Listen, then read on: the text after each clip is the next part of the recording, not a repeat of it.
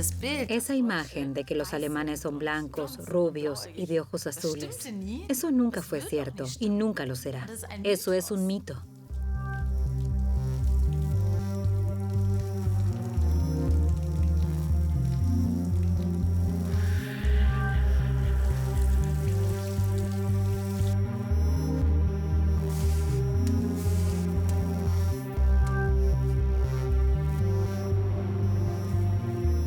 Siempre me preguntan de dónde vengo, como si no se pudiera ser alemana y de color.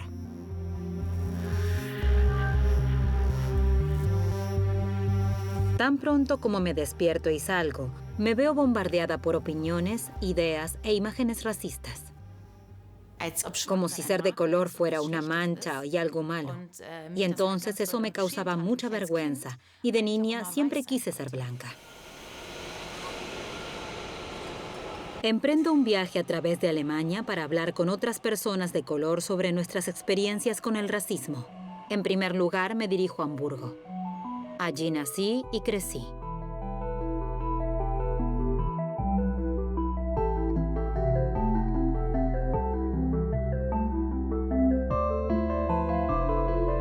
Yo no podría haber tenido mejores padres. Esto también me ha ayudado en situaciones difíciles.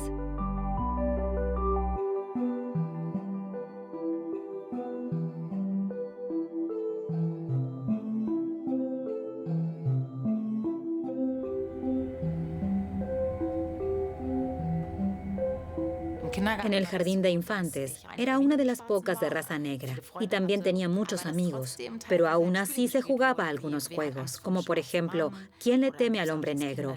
O también está la canción infantil Los 10 Negritos, y a veces otros niños decían Yana Africana, Yana Africana. Y de hecho, por un lado, yo me veía como alemana, y por otro lado, por supuesto que también tiene algo que ver con el hecho de que sencillamente no se toma de una manera positiva el término africano.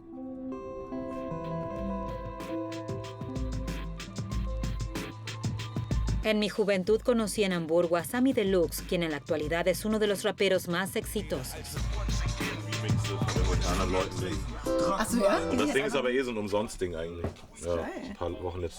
Me encuentro con Samy en su estudio de grabación. Tiene varios álbumes que han llegado a los primeros puestos y más de 1 millón de discos vendidos. En la actualidad también es productor de otros músicos.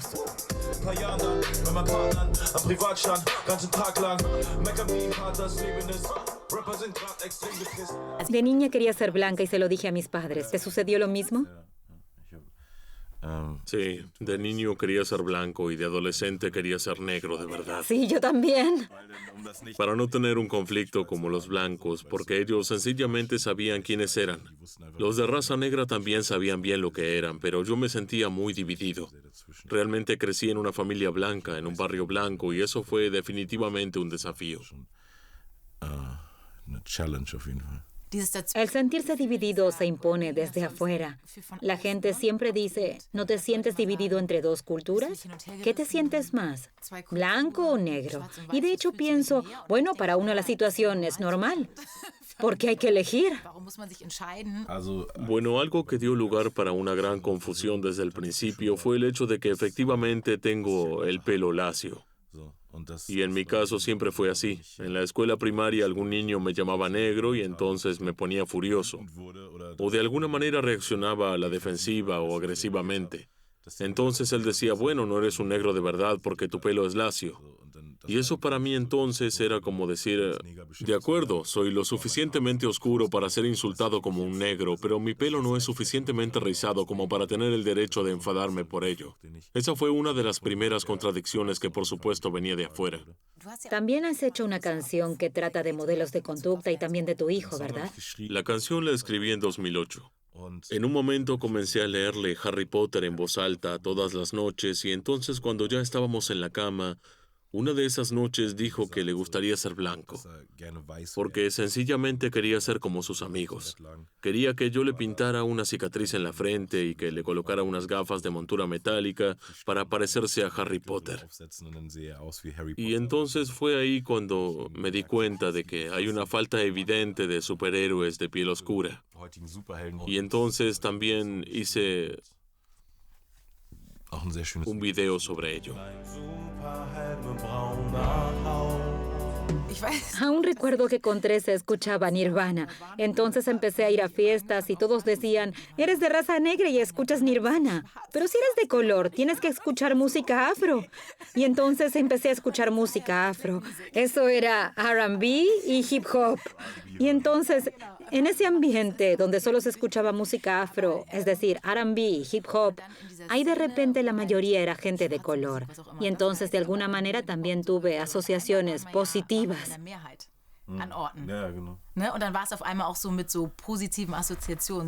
Esa fue una de las razones principales por las que me convertí en quien soy. Porque en esto del rap fue donde primero tuve claramente la ventaja de jugar en casa, diría yo.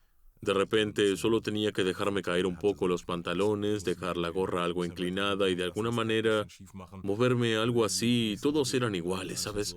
Así parecía auténtico y sencillamente quedaba muy bien con mi naturaleza exótica. Allí di un gran salto, trascendí, recogí discos, comencé a producir, a rapear, a hacer beatbox. En realidad todas las disciplinas del hip hop con excepción del breakdance. Eso me parecía demasiado agotador. No eres un tipo deportivo, ahora me decepcionas. Deportivo en palabras.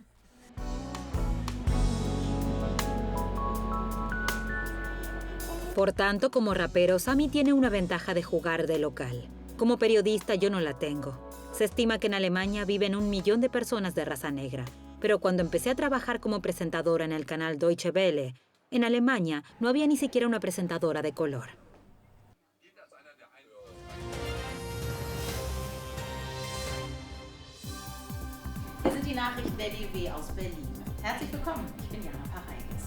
Soy Yana Paraegis y quiero contribuir a derribar barreras, de modo tal que la próxima generación de niños de color diga, ok, también puedo ser presentadora de noticias.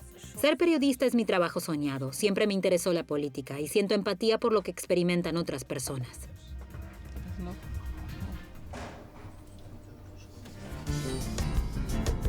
En Alemania viven personas de raza negra desde hace más de 400 años. En Colonia me encuentro con Theodor von Michael. Él nació en Berlín en 1925.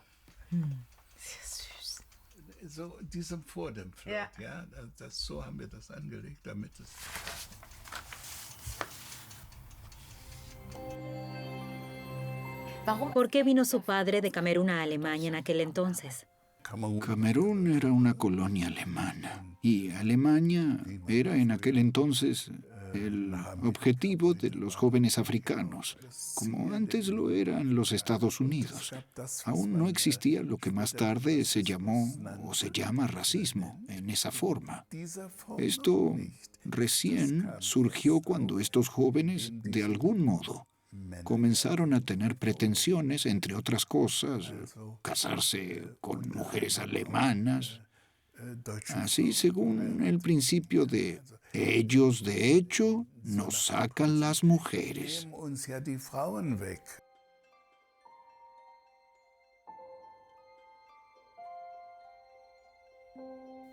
Usted también participó de los zoológicos humanos. ¿Cómo eran? ¿Cómo podemos imaginárnoslos? Imagínese. En esos zoológicos humanos se exhibía a la gente en sentido literal, representando cosas, por ejemplo, África, con faldas de paja y tambores, bailes y cantos, en definitiva haciendo de africanos.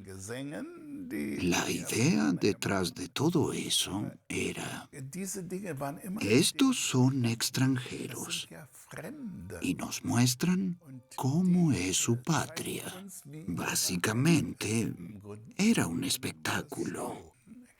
Me lo imagino como una completa locura. Si usted, como alemán, debía imitar una cultura supuestamente de África, que de hecho es un continente enorme. Pero si soy un hombre negro, tengo que poder hacerlo. Así es esto. Lo llevan en la sangre. Ahora podríamos hablar de la época nazi. Es muy difícil poder imaginárselo, porque como persona de color tampoco dejaba de pasar desapercibido en esa ola de racismo. Así es. Así que no se necesitaba una estrella de David, porque en nuestro caso se veía inmediatamente. Ajá, un extranjero, otra especie. ¿Conocía a muchos otros de raza negra en Alemania? Todos nos conocíamos. Hay numerosas películas coloniales que se filmaron en aquel entonces y solíamos coincidir en ellas.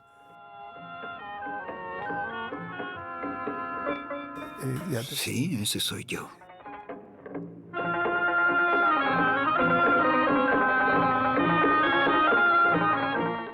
Ese es mi primer plano. Ese primer plano que hicieron de mí entonces. Me gusta. Todas las personas que había de raza negra estaban allí, juntas, en esa película. Y en esa ocasión, en ese entonces, tenía 16 años. Pensé, Dios mío, estamos aquí todos juntos. Nos pueden llevar lejos de aquí sin que llame la atención. Ese pensamiento me atormentaba en aquel momento, pero gracias a Dios pasó. Éramos tan pocos que para los nazis, por supuesto, no teníamos importancia. Y yo tampoco buscaba contacto con mujeres blancas porque entonces hubiera venido de inmediato la esterilización y posiblemente también una acusación de profanación racial. Pero si tenía esto presente y usted dijo que no tenía amistad con mujeres o muchachas blancas, entonces en realidad jugaba algo así como a las escondidas o intentaba hacerse invisible. ¿O cómo podemos imaginarlo? Usted lo ha dicho correctamente, hacerse invisible. Pero no podía hacerme invisible. Con mi rostro no podía hacerlo. Pero lo intenté. Lo intenté. Y solo había una forma. Bajar la cabeza, esconderse, cerrar la boca. Eso había que hacer. Yo puse en práctica hasta la tartamudez. Pero cuando oímos lo que usted ha vivido, estas situaciones en parte horrorosas, ¿dónde encontró las fuerzas para continuar? Bueno, tengo que decir una vez más que con la ayuda de Dios. Recién entonces me convertí en un hombre religioso, porque esa era mi esperanza. Theodor von Michael siempre dice que en la Constitución no dice cómo debe verse un alemán. Sin embargo, parece que algunos no han comprendido esto, porque de todos modos nos tratan como extraños. En la infancia los extraños sencillamente me tocaban el cabello y decían, esto se siente como un nido de pájaros.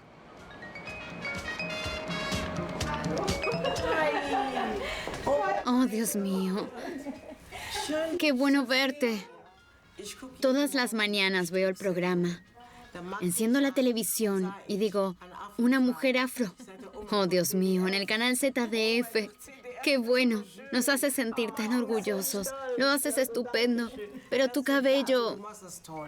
De eso tenemos que hablar. Tenemos que hablar de ello. Te lo agradezco.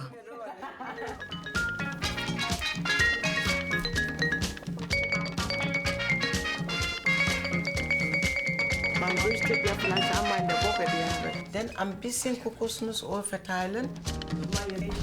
Like many other black men, I have a vision with that dream. Gracias. ¿Puedo usar rizos ahora? Me encantan tus rizos. Bellos rizos. Bellos rizos.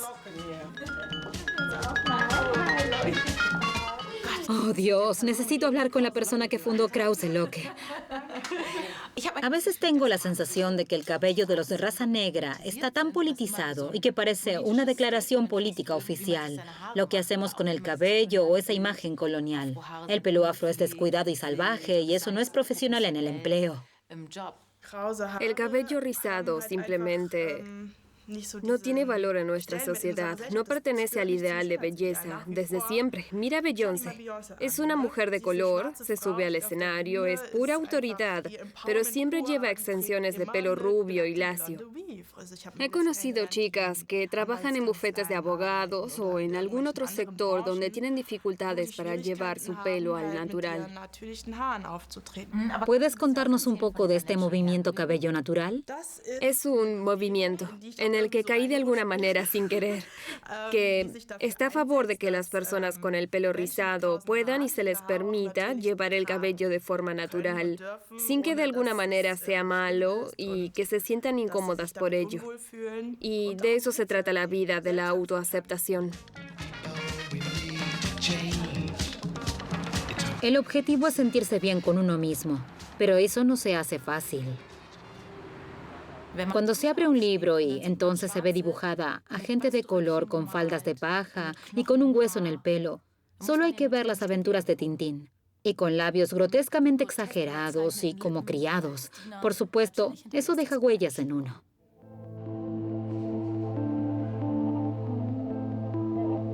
Esto tiene que ver con las ilustraciones coloniales. En Berlín, por ejemplo, hasta la actualidad, calles llevan nombres de exgobernantes coloniales y de colonias. Berlín jugó un papel importante en el colonialismo. Aquí fue repartida África entre los europeos en una conferencia de 1884.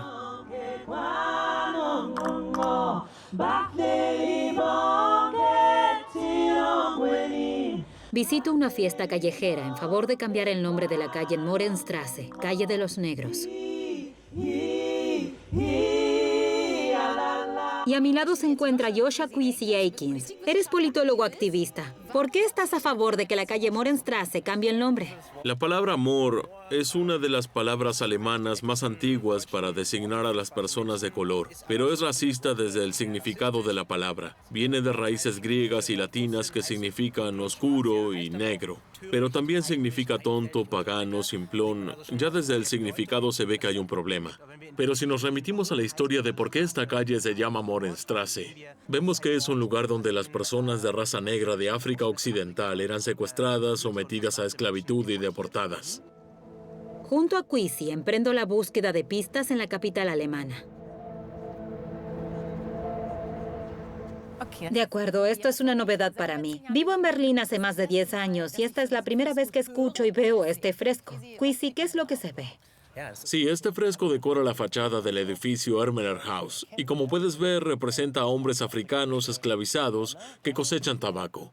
Luego mujeres africanas lo clasifican y envasan, entonces se pesa bajo supervisión.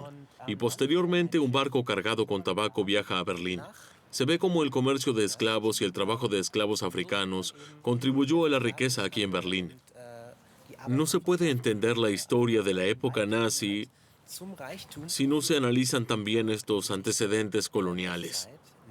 Y a su vez se pueden entender mejor los antecedentes coloniales si se incluyen también estos antecedentes. Es decir, esta historia de esclavitud. ¿Pero por qué crees que están relacionados? Porque se puede ver cómo en la historia de las personas hacen referencia a ello. A estereotipos, a supuestas diferencias Sí, hay ideas raciales. racistas, pero también hay ideas relacionadas con su propia superioridad, la llamada supremacía blanca. Y hasta llegar trágicamente también a ideas y a prácticas tales como los campos de concentración, donde sabemos que el primer campo de concentración, construido por alemanes, no fue levantado en algún lugar de Europa, sino en lo que antes era África del sudoeste alemana. En la actual Namibia. En la actual Namibia en el contexto del genocidio, Y eso fue a inicios del siglo XX. desde 1904. Como personas de raza negra, a menudo se nos define por el color de la piel. El artista internacional sudafricano Robin Roode juega con esta atribución. Él vivió el apartheid en Sudáfrica. Desde hace 14 años vive en Alemania, en Berlín.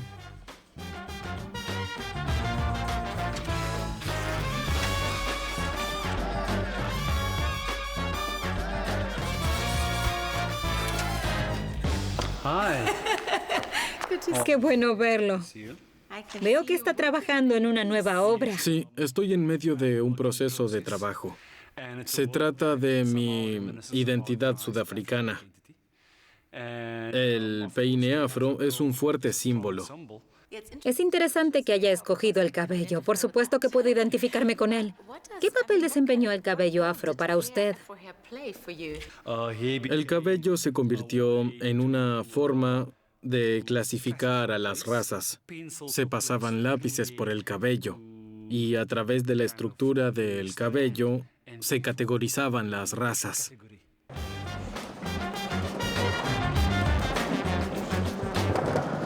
Así que, si lo hubieran hecho en mi cabello, entonces me habrían clasificado como negra o de color. O como mestiza. Si el peine se deslizaba fácilmente por el pelo, la habrían clasificado como blanca. ¿Cómo lo clasificaron en Sudáfrica? Me clasificaron como de color o mestizo. A mis padres y abuelos también.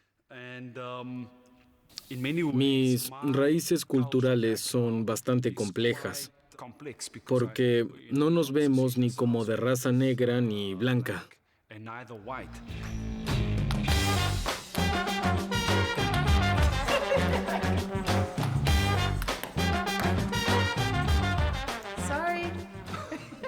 En Alemania, ¿lo ven como un hombre de raza negra? En Alemania me ven como un árabe. Es interesante.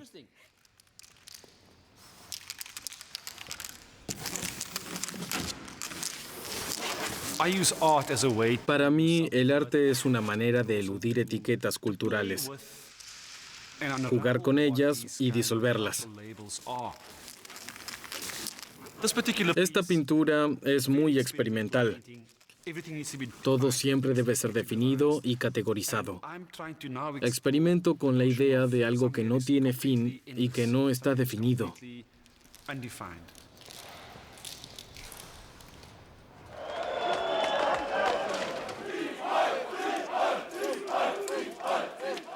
Nací en 1981 y a principios de los 90, todos los ataques racistas en Rostock, Lichtenhagen, en Hoyerswerda, en Solingen, donde los neonazis atacaban los alojamientos.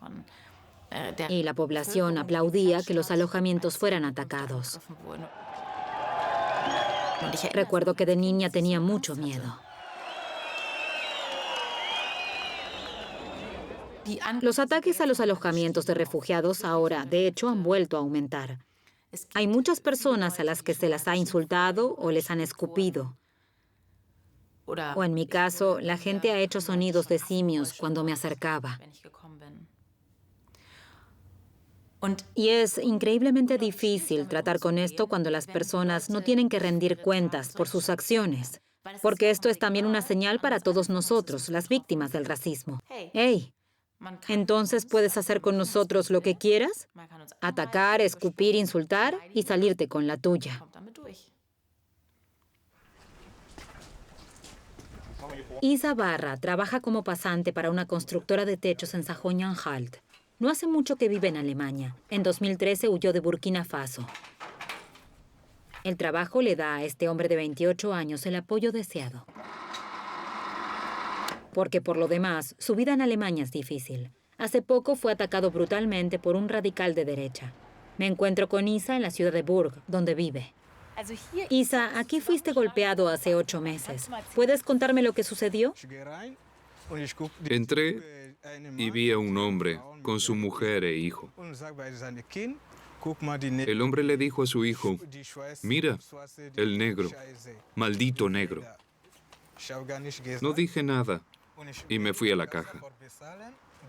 El hombre vino y me provocó. Le pregunté, ¿qué quieres de mí? Él dijo, te dije que te golpearé. Y entonces me golpeó 3 o 4 veces. ¿Estabas muy herido? Me dolía el estómago. Cuando tosía, me salía sangre. Estuve así un mes. ¿Y qué sentiste? Porque nadie te ayudara cuando eras golpeado y que te insulten a menudo. ¿Cómo te las arreglas con eso, Isa? Cuando salgo, siempre tengo miedo. Cuando voy al trabajo, Siempre tengo miedo. Me hacen señas de te voy a degollar. Me hacen señas como esta. Vuelve a tu país. Todas las mañanas me lo hacen. Todas las mañanas. La audiencia regional de Stendal. Aquí se celebra el juicio contra el hombre que golpeó a Isa.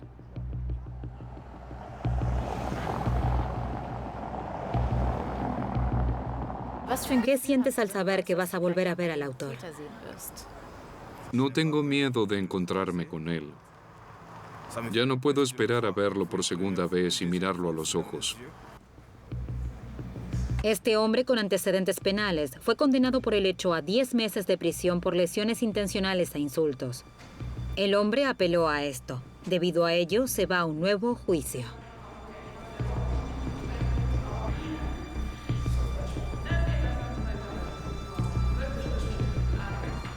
No se nos permite filmar en el juicio.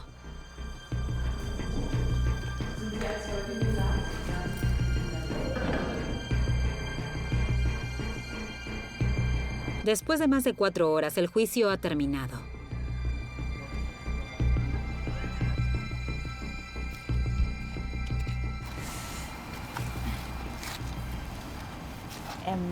Isa, dime cómo estuvo hoy. No hubiera pensado que iría tan bien. Así que estoy muy satisfecho. Se mantiene la condena, pero el acusado ha vuelto a apelar.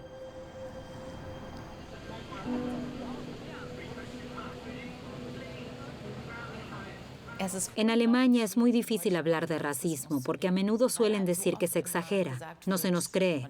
Dicen que no puede ser verdad. Y así se elude. O se hacen comparaciones. Sí, pero la gente que es obesa o tiene orejas prominentes también es discriminada. Eso es todo cierto. Eso no se puede comparar y jerarquizar. Pero la diferencia con el racismo es que tiene que ver con el poder. I expose what has been kept quiet as a secret.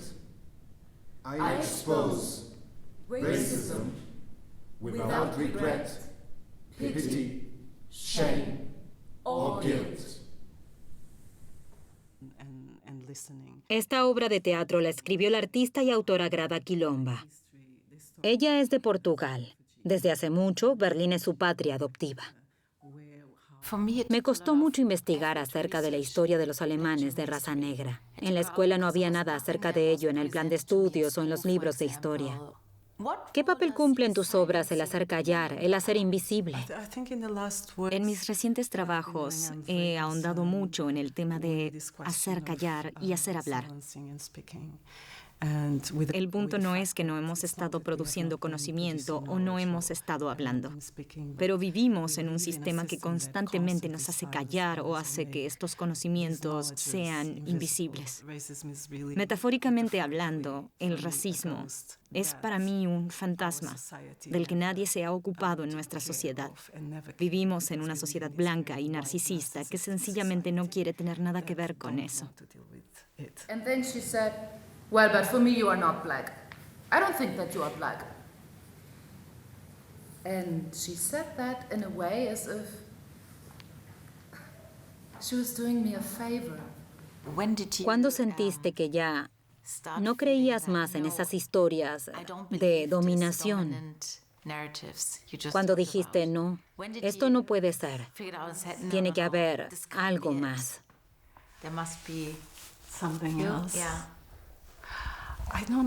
¿Cómo puedo explicarlo?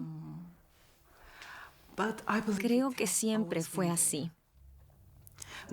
Soy madre y mis hijos también han experimentado el racismo. Tienen 2 y 5 años y saben que está mal. Me parece vergonzoso que no se les pueda explicar la brutalidad de esa historia. Y ese es el trauma de la gente de raza negra y de otras personas en la diáspora que experimentan el racismo. Es una experiencia colectiva. No se puede explicar lógicamente algo que es tan ilógico. I am not aggressive. Angry because this is aggressive. Yes, I combed it. I do not want to be better. Volvamos a la pregunta que me han hecho cientos de veces. Tus padres son blancos. ¿Cómo es eso? La respuesta es, mi padre biológico es de Zimbabue, mi madre biológica de Alemania.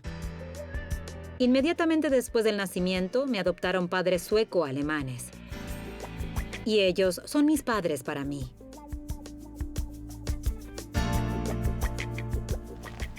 Me encuentro con Indira Pash. Ella también fue adoptada. Yo crecí en Alemania Occidental, Indira en Alemania Oriental. Estamos viendo una antigua torre de vigilancia de la RDA. Aquí Berlín estuvo dividida hasta 1989. El padre biológico de Indira es de Guinea. Él estudiaba germanística en Leipzig cuando conoció a la madre de Indira. Su marido estaba en ese momento en prisión. Pero entonces, en un primer momento, él estuvo dispuesto a aceptar a Indira como su hija. Pero él no sabía que me vería como me veo. Es decir, que yo era prácticamente una niña de raza negra. Y ese hombre tuvo una mentalidad de derechas hasta su muerte. Poco después de mi nacimiento fue liberado de la prisión y no tardó en darse cuenta de que yo no era una niña blanca. Y entonces intentó matarme. Y creo que mi madre biológica vio cómo él me colgaba afuera de la ventana y entonces ella probablemente le dijo, bueno, antes de que la niña muera, es mejor que se vaya. Y entonces, en algún momento se decidieron a darme en adopción.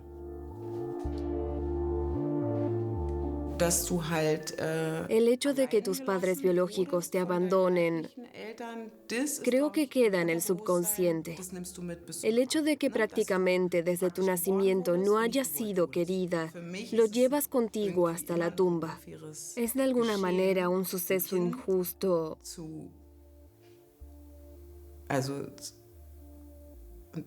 Sencillamente dar a un niño de esa manera.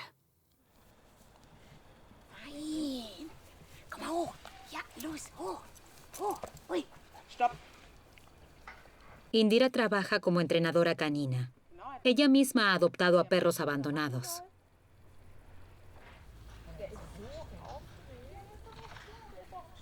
¿Cómo era para ustedes en el jardín de infantes? El problema era que había maestras con la idea de que no debíamos comer con los demás niños.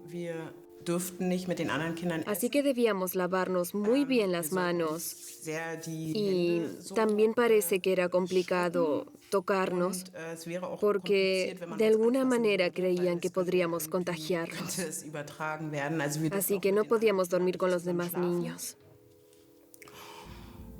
Y mis padres querían protegernos y dieron todas sus pertenencias. Lo dejaron todo y decían, estamos para nuestros hijos. Eran muy protectores. Y creo que fue lo único que hicieron bien y nos mudamos a Berlín Oriental. Me parece tan bien. Cuando pienso, los padres adoptivos no pueden ser los verdaderos padres, pero eso es un disparate. Y te das cuenta qué clase de amor sienten por sus hijos. Y así es sencillamente como son los padres. Por supuesto. Y protegen de la misma manera y harían cualquier cosa por nosotros. Y si es una familia, no importa si te llevaron o no en el vientre. Por supuesto. Bueno, para mí, Indira no cuenta para nada el parentesco de sangre. Pienso igual. Esto no tiene absolutamente ningún fundamento para mí. Recuerdo que lo contaban mis padres cuando fueron a buscarme. Viajaron hasta Leipzig, al hogar de niños donde yo estaba. Mi papá tenía puestas unas gafas con montura de carey, y los niños realmente le tenían miedo a las gafas gruesas. Pero yo me aferré de inmediato a mi padre. Estaba claro, este era mi papá y eso era absolutamente precioso. Tuvimos una estrecha relación hasta el final.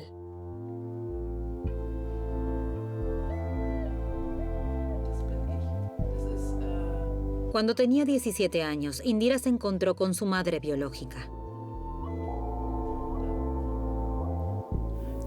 Y fuimos a dar un paseo. Y entonces ella me miró y dijo, yo no deseaba que fueras de piel tan negra. Esa fue la primera frase que escuché de mi madre biológica. Y entonces le dije, y bueno, ¿qué esperabas?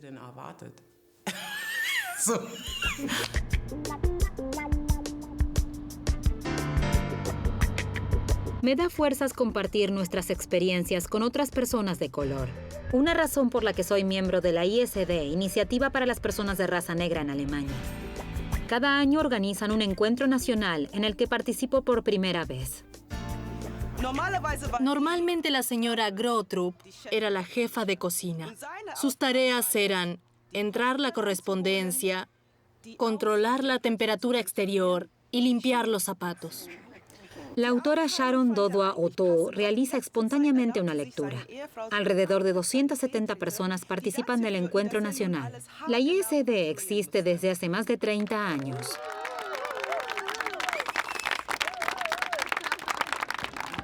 Tahir Dela está en la junta directiva de la ISD. Dime, Tahir, ¿cómo surgió la idea de fundar ISD? Hubo dos acontecimientos muy felices. En primer lugar, Audre Lorde estaba en Berlín. ¿Puedes decirnos unas palabras sobre Audre Lorde? Buena idea. Audre Lorde era una escritora estadounidense que estaba muy a favor del movimiento feminista de raza negra de los Estados Unidos.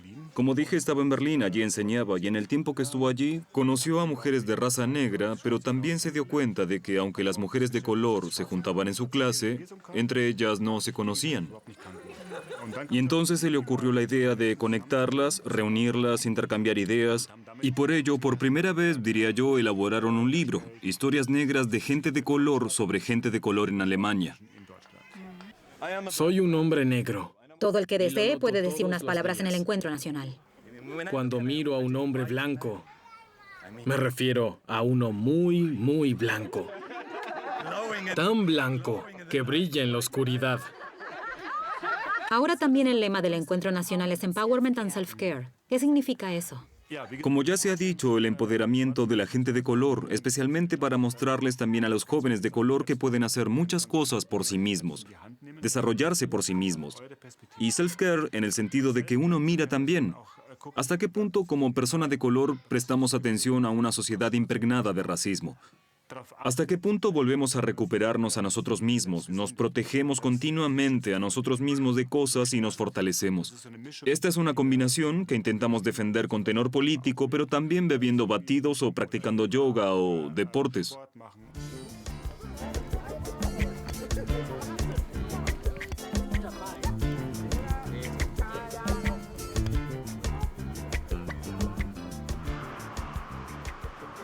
En el club de fútbol Schalke 04, Gerald Asamoah es una de las estrellas del fútbol.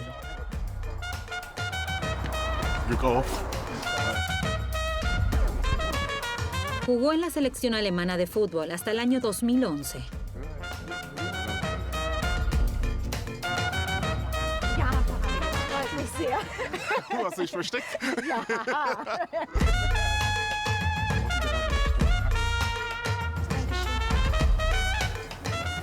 De modo que así es un día en la vida de Gerald Asamoah.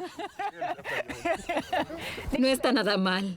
Gerald, el primer jugador de raza negra en la Federación Alemana de Fútbol fue Erwin Kostede. Pero tú fuiste también uno de los primeros. En 2001 entraste en la selección nacional alemana. ¿Cómo fue eso para ti en aquel momento? Bueno, y que Kostede no lo era completamente. ¿Qué significa eso de que no lo era completamente? Me han dicho que yo fui el verdadero negro. Por eso decimos así, que fui el verdadero negro, el africano de raza negra. Bueno, no fue fácil en aquel entonces decidirse por ello, ya que tenía la oportunidad de jugar para Ghana. Entonces me decidí también por Ghana. Estaba allí y entonces esperaba que me permitieran jugar para Ghana, pero no me incorporaron. Entonces regresé a Alemania y Alemania no se dio.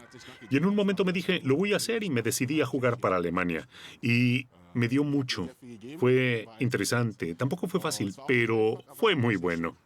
¿Qué no fue tan fácil? Hay personas idiotas que no nos quieren aceptar. Y ese fue mi gran problema. Porque puedes hacer algo por tu país, pero aún así sigues siendo el negro. Por ejemplo, después del Mundial de 2006, como equipo llegamos al 3er puesto y nos aceptaron.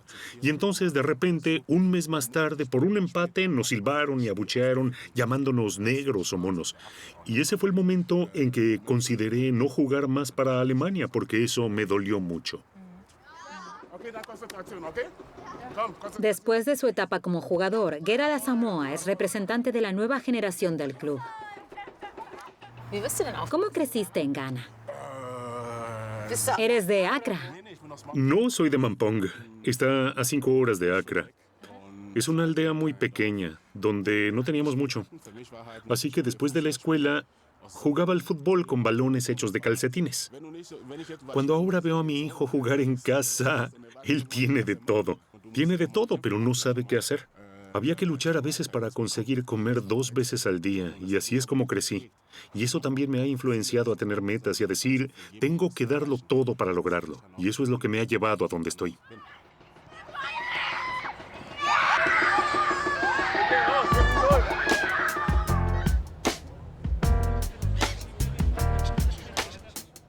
El hecho de que de niña quería ser blanca, hoy ni siquiera puedo imaginármelo. Incluso aunque cuesta mucha fuerza y energía lidiar con el racismo y mantener la cabeza en alto, por nada en el mundo quisiera tener un color de piel diferente.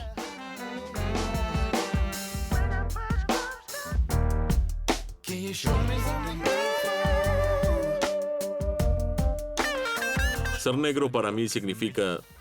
¿Es en serio? Para mí significa... Cómo me vean ustedes es una cosa, pero cómo me veo yo en mi interior es otra. No es otra cosa que otro color de piel. Ser negro es parte de mi belleza. Fuera del color no hay diferencia. En primer lugar, soy una persona. Y a esta edad no quisiera cambiar nada de mi ser ni mi existencia. También somos seres humanos, pero somos geniales. ¿Qué opinan? Es un rap.